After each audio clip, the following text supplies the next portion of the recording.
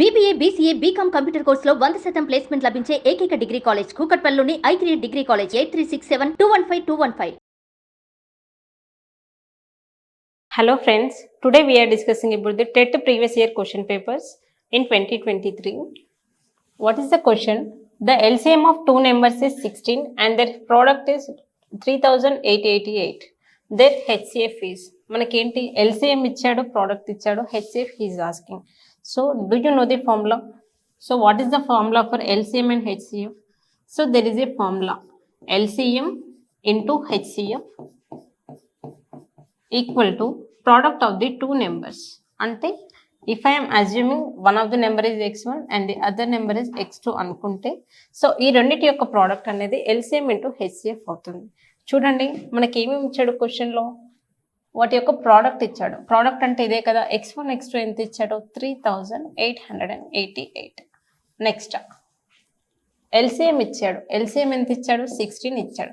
HCF మనకు తెలియదు కాబట్టి so we have to find out this HCF. ఈ HCFని నేను సమ్ A అనుకుంటున్నాను. ఓకే, సో మనకు A ఈక్వల్ టు 3888/16. చూడండి మనకి క్యాలిక్యులేషన్ ఏంటి, 4 4s 4 9s 36, next 4 7s 4 2s. So by dividing 4 1s 4 2s 4 4s 4 3s. చూడండి మనకి నార్మల్గా చేసే ఆన్సర్ ఎంత వచ్చింది, 243 వచ్చింది.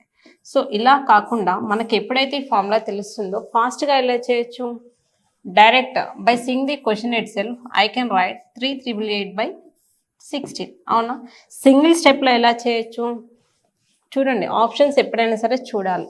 ఆప్షన్ చూస్తే ఏంటి, నాకు 16 2s ఎంత, 32 కదా. సో 2తో ఏ నెంబర్ స్టార్ట్ అయింది, ఓన్లీ ఆప్షన్ 4లో మాత్రమే స్టార్టింగ్ 2 ఉంది. అవునా, సో ఇదంతా చేయకుండా జస్ట్ ఈ సింగిల్ స్టెప్ ద్వారా 16 2s 36, స్టార్టింగ్లో 2 అనేది ఓన్లీ 4th ఆప్షన్కి మాత్రమే ఉంది కాబట్టి this is the correct option. Okay, for example so మనకేంటి ఇలాగే if LCM equal to 12, next HCF equal to some 2 అనుకుందాం. అప్పుడేంటి, find the product of the numbers. అలా అడిగితే ఎలా చేస్తాము, LCM into HCF equal to so product of the numbers కదా, ఈ ప్రోడక్ట్. అవునా, మనకేం అడుగుతున్నాడు, ప్రోడక్ట్ అడుగుతున్నాడు. అప్పుడు ఏం చేస్తాము, ఈ 12 × 2, అప్పుడు ప్రోడక్ట్ ఏమవుతుంది మనకి 24 అవుతుంది.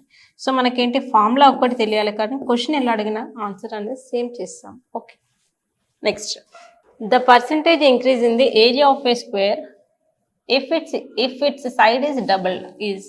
చూడండి మనకి స్క్వేర్ ఇచ్చాడు. అవునా, if this is a square, స్క్వేర్కి మనకి సైడ్స్ ఎలా ఉంటాయి, all sides are equal, that is A only. మనకి ఏం అడుగుతున్నాడు, ఏరియా గురించి అడుగుతున్నాడు. What is the formula for square, square యొక్క ఏరియాకి ఫార్ములా ఏంటి, side into side, that is A square అనేది ఫార్ములా. అవునా, మనకి ఏమంటున్నాడు, సో మనకేంటి సైడ్ అనేది డబుల్ అయింది అంటున్నాడు. ఏ ఉండాల్సింది 2a అయింది. ఇనీషియల్గా నాకు ఎంత సైడ్ అనేది, సో ఇనిషియల్గా నాకు సైడ్ అనేది 1. అవునా, ఇప్పుడు ఏమైంది 2 అయింది. అంటే జనరల్ మెథడ్లో చెప్తా చూడండి, ఇనిషియల్గా నాకు సైడ్ x అనుకుంటే తర్వాత ఏమైంది, ఇది 2a లాగా మారిపోయింది. అవునా, ఇనిషియల్గా నాకు ఏ ఓన్లీ, ఇప్పుడు ఏమైంది 2a లాగా మారిపోయింది అన్ని సైడ్స్.